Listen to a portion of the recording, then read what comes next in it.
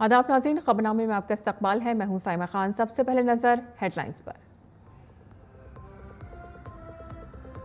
वज़ीर आज़म नरेंद्र मोदी का चीन के शहर तियानजिन पहुंचने पर किया गया पुरतपाक इस्तकबाल। चीन के सनत और इंफॉर्मेशन टेक्नोलॉजी के वजीर, तियानजिन के गवर्नमेंट डायरेक्टर और भारत में चीन के सफीर वज़ीर आज़म मोदी के इस्तकबाल के लिए रहे मौजूद।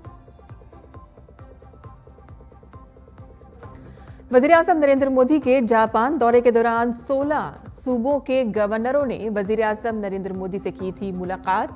टेक्नोलॉजी, इख्तरा, सरमायाकारी, हुनर और स्टार्टअप पर भी हुआ तबादला ख्याल।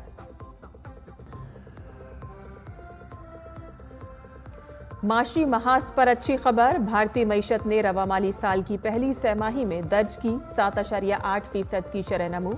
सर्विस सेक्टर में 9.3% की तेज उछाल। दिल्ली के चिड़ियाघर में बर्ड फ्लू के केसेस सामने आने के बाद इसे 30 अगस्त से आइंदा अहकामात तक किया गया बंद। इंतजामिया ने तमाम परिंदों और दीगर जानवरों पर सख्त नजर रखने की दी हिदायत। और अमेरिका की एक विफाकी अदालत ने ट्रंप की टैरिफ पॉलिसी को बताया गैर कानूनी। ताहम सुप्रीम कोर्ट में अपील दायर करने के लिए 14 अक्टूबर तक टैरिफ बरकरार रखने की दी थी इजाजत।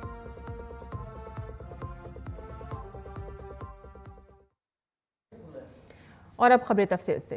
वज़ीर आज़म नरेंद्र मोदी जब तियानजिन के वांडा विस्टा होटल पहुंचे तो भारतीय बिरादरी ने उनका पुरतपाक इस्तकबाल किया। चीनी फनकारों ने वज़ीर आज़म मोदी के इस्तकबाल के लिए तबला, संतूर और सितार पर वंदे मातरम पेश किया।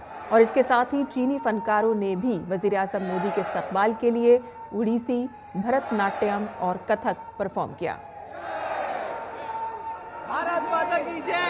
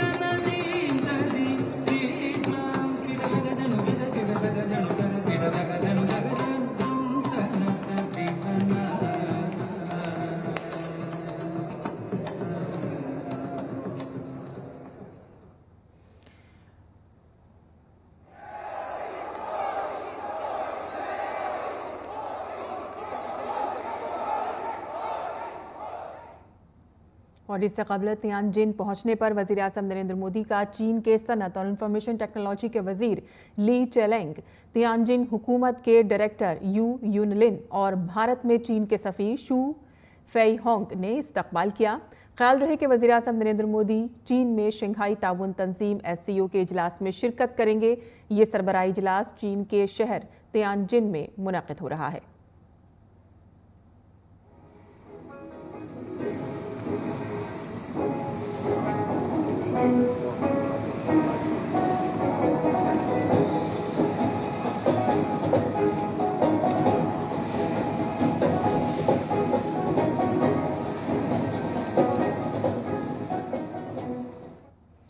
और भारतीय बिरादरी वज़ीर-ए-आज़म नरेंद्र मोदी के दौरा चीन को लेकर काफ़ी पुरजोश है। भारतीय कम्युनिटी पीएम मोदी की तरकीब से चीन में योगा की तरबियत का काम कर रही है और इसके अलावा जो मुतालिकीन भारत से बीजिंग गए हैं वो भी पीएम मोदी से मिलने के लिए बेचैन हैं।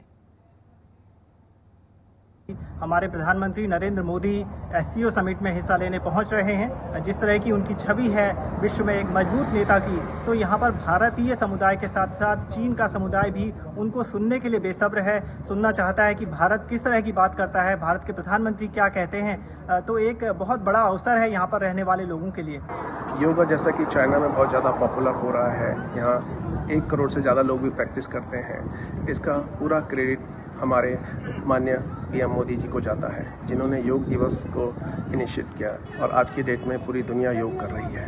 प्रतिवर्ष 21 जून को जब मोदी जी योग करते हैं उसको पूरी दुनिया देखती है और उसके और अवेयरनेस आती है और जागरूक होते हैं, जिससे योग करने से लोगों को हेल्थ बेनिफिट मिल रहे हैं, मेंटल बेनिफिट मिल रहे हैं और लोग अब चाइना से और हर देश से वापस भारत जाना चाहते हैं, योग की प्रैक्टिस करना चाहते हैं, उसको डीपली सीखना चाहते हैं, जिसकी वजह से योग के प्रति योग से और रोजगार भी मिल रहा है और ऑफ कोर्स हेल्थ तो अच्छी हो ही रही है। तो इसका पूरा क्रेडिट हमारे मोदी जी को है। मोदी जी की प्रेरणा से मेरे साथ बहुत जो इकट्ठे हो गए और हमारा अच्छा समूह है और हम हर जगह काम करते हैं। जहाँ पर भी लोग बुलाते हैं हम पहले, जैसे बच्चों का खेलने का स्थान हो, मंदिर हो, गंगा जी हो, मतलब हमारा काम है कि हम सब जानते हैं कि ये स्वच्छ गंगा अभियान से ये, तो हर जगह हमें बुलाते हैं लोग और हम अच्छा, और मोदी जी का धन्यवाद है, उनकी प्रेरणा से ही मेरे साथ लोग जुड़े हैं और तब हम ये काम कर सके। आज मैं बहुत खुश हूँ कि मैं उनको मिल रही हूँ, उन्होंने ही महिलाओं को सशक्त बनाए, अच्छी प्रेरणा दी है और इसलिए हम ये काम कर पाते हैं।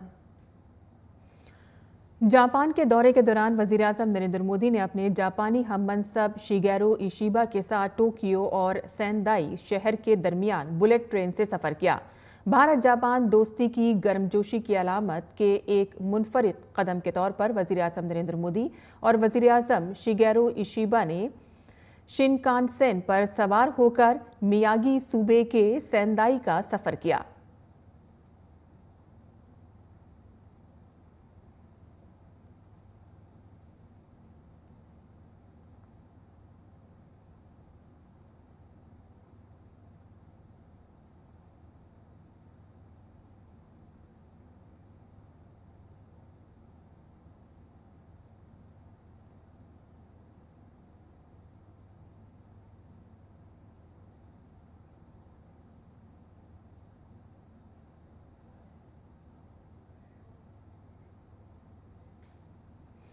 वज़ीर-ए-आज़म नरेंद्र मोदी के जापान के सेंदाई पहुंचने पर लोगों ने मोदी सेन स्वागत के नारे लगाकर उनका इस्तकबाल किया।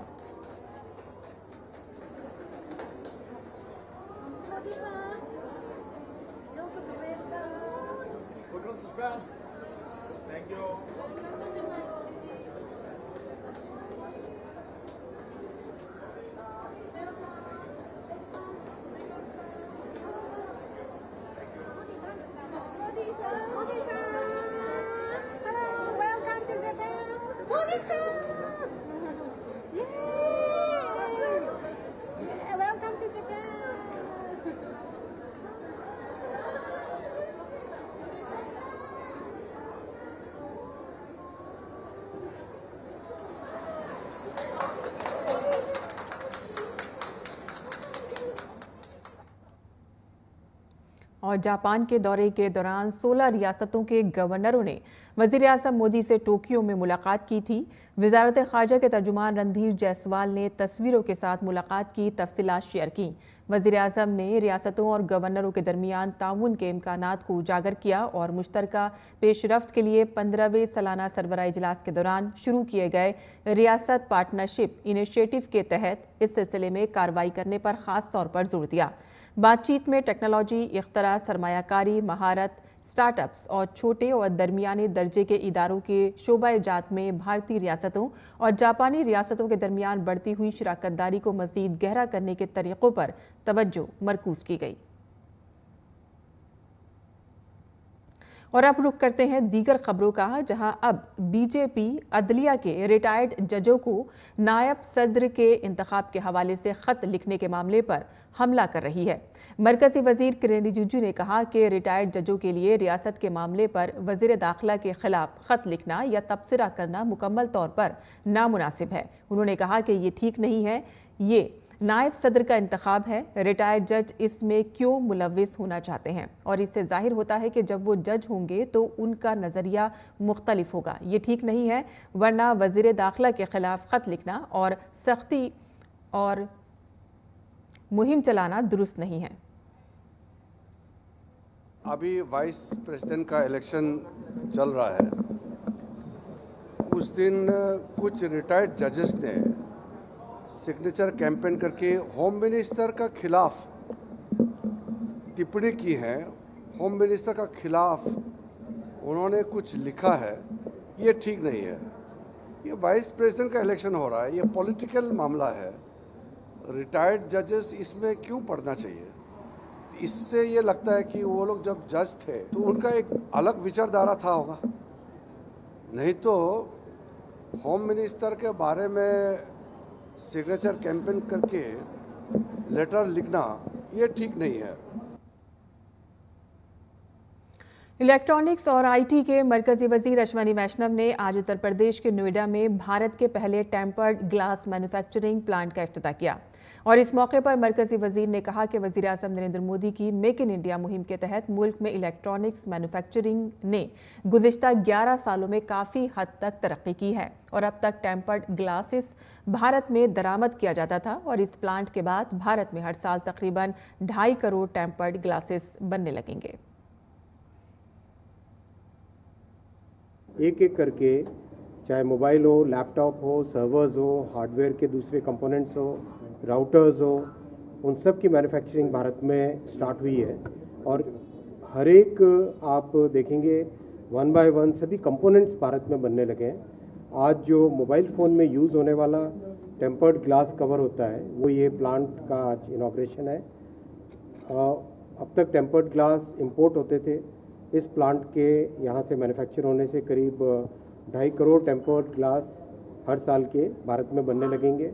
तो step by step value addition Bharat में बढ़ता जा रहा है और स्टेप बाय स्टेप पूरे देश में इलेक्ट्रॉनिक्स का एक पूरा इकोसिस्टम बनता जा रहा है।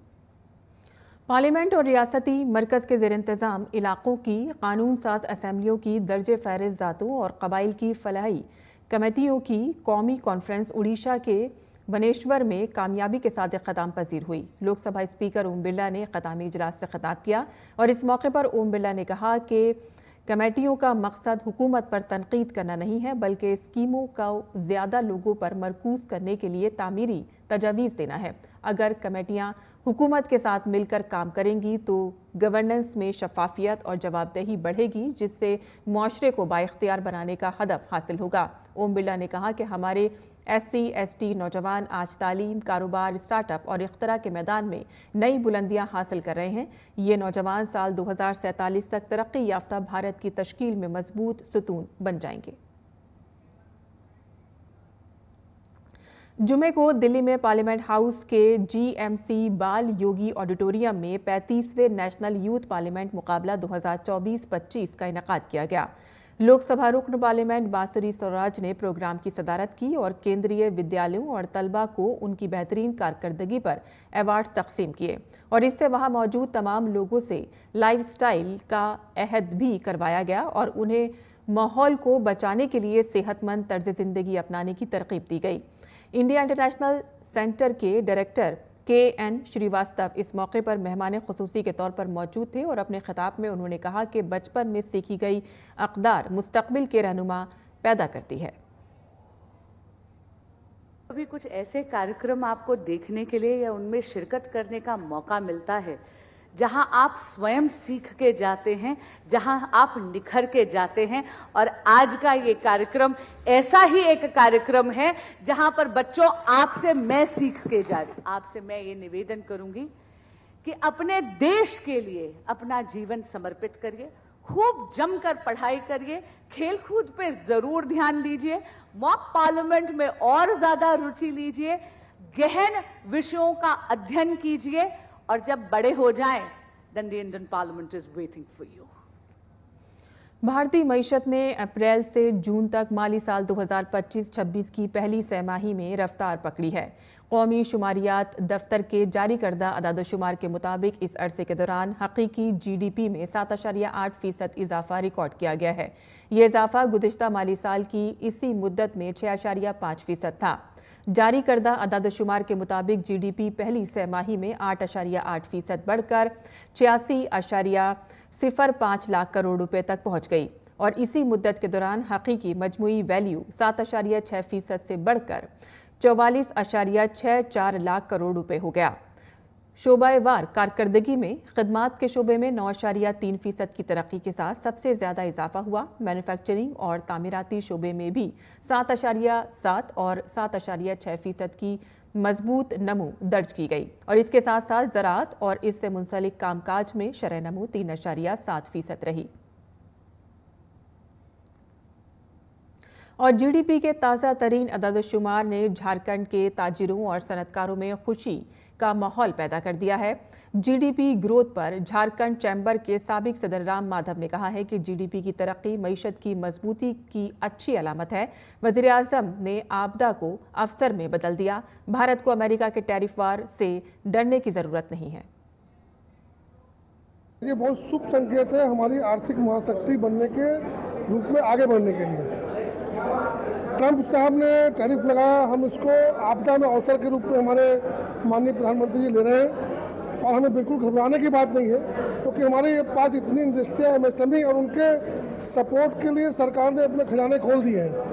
माननीय प्रधानमंत्री जी अमेरिका के अलावा बाकी देशों की यात्रा पे हैं। जापान में अच्छा इन्वेस्टमेंट आ रहा है और बहुत से देश जिनको हमने कोरोना में भी मदद की है और बाकी जो लगातार हमारे प्रधानमंत्री जी के अच्छे संबंध रहे हैं, कूटनीतिक संबंध उन्होंने अच्छे बनाए हैं, वो हमारे साथ खड़े हैं। तो हमारी GDP ये पूरी उम्मीद है कि और ग्रोथ ही करेगी। कोई टैरिफ वार से हमें घबराने की दरकार नहीं है क्योंकि सारा देश स्वदेशी के मुद्दे पर एकजुट है और प्रधानमंत्री जी के आह्वान के ऊपर आप देखिए पूरा करंट है पूरे देश में स्वदेशी यूज़ करने के लिए और स्वदेशी यूज़ होगा तो हमारी इंडस्ट्री बढ़ेगी।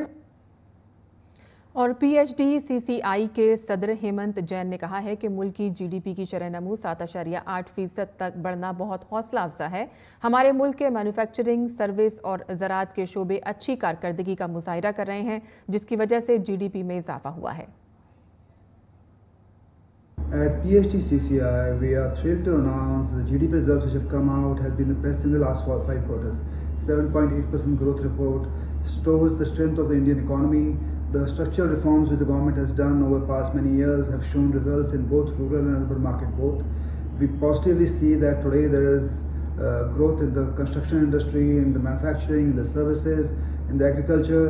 Even with the hiccups of the Trump tariff today, we still see the continued growth. There may be a small hiccups in 1 or 2 quarters, but long-term story India remains quite buoyant.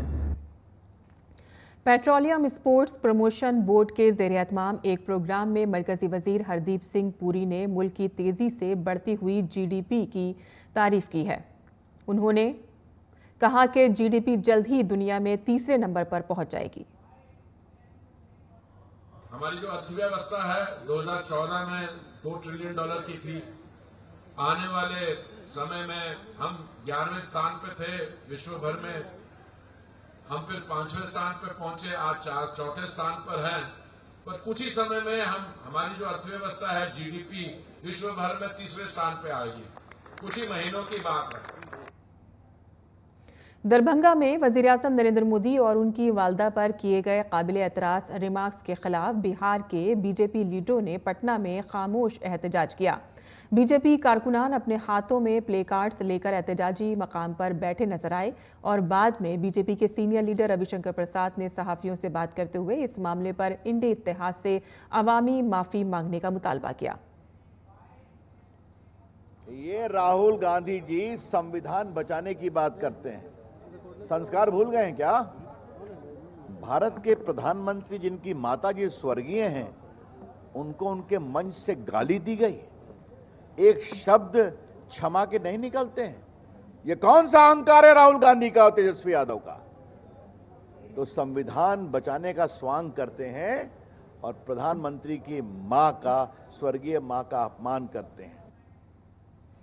मरकजी वजीर दाखिला अमित शाह पर TMC की रुकन parliament Mahua Moitra के काबिल एतराज बयान पर बीजेपी लीडर अब टीएमसी को हदफ तनकीद बना रहे हैं।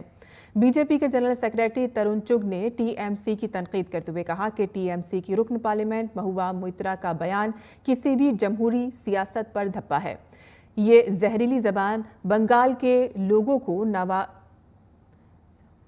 मुल्क के अवाम की तौहीन है। ये टीएमसी की मायूसी, अनारकी वाली सोच, खलल डालने वाले नजरिए को बेनकाब करता है। महुआ मित्रा का बयान किसी भी लोकतांत्रिक राजनीति के लिए कलंक है।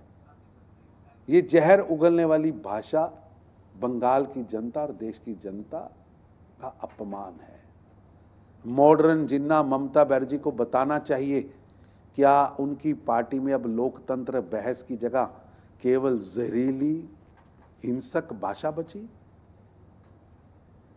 देश के लिए सबसे लंबे समय तक सबसे सफल गृह मंत्री रहने वाले अमित शाह जी जैसे जन सेवक, डिसाइसिव डायनेमिक नेता पर आप किस तरह के हमले कर रहे हैं? ये हमले असल में भारत की लोकतांत्रिक परंपराओं और संविधान पर हमला है। ये भाषा दुर्भाग्यपूर्ण भाषा है। उत्तराखंड में आइंदा 3 रोज तक शदीद बारिश का अलर्ट जारी किया गया है। अलर्ट के पेश नज़र वजीर आला पुष्कर सिंह धामी ने वीडियो कॉन्फ्रेंसिंग के जरिए तमाम अजला के जिला magistrate, SP, SSP, commissioner, IG, senior एहलकार और डीजीपी के साथ तैयारियों की जायजा मीटिंग की। वजीर आला ने तमाम मुतालिका टीमों को अलर्ट मोड पर रहने की हिदायत दी है। माननीय मुख्यमंत्री जी ने आज सुबह सभी जिलाधिकारियों, एसपी, एसएसपी, कमिश्नर्स, आईजीज और यहाँ वरिष्ठ अधिकारियों के साथ आज वीडियो कॉन्फ्रेंसिंग के माध्यम से बैठक की है। यहाँ पे शासन के उच्च स्तर के अधिकारी भी थे, डीजीपी भी थे। उन्होंने ये निर्देश दिए हैं कि अभी आगामी 3 दिनों में अलर्ट्स हैं बारिश वगैरह के, तो पूरी टीम सभी ग्राउंड लेवल तक की, तहसील ब्लॉक तक की, मतलब ज़िले से लेके ब्लॉक तक की सभी टीमें अलर्ट और एक्टिव रहे। और उन्होंने सारे जिलाधिकारियों से, एसपी से, कमिश्नर से वर्तमान स्थिति की फीडबैक भी ली। अमेरिका की एक विफाकी अपील अदालत ने डोनाल्ड ट्रंप के इजाफा टैरिफ को गैर कानूनी करार दिया है।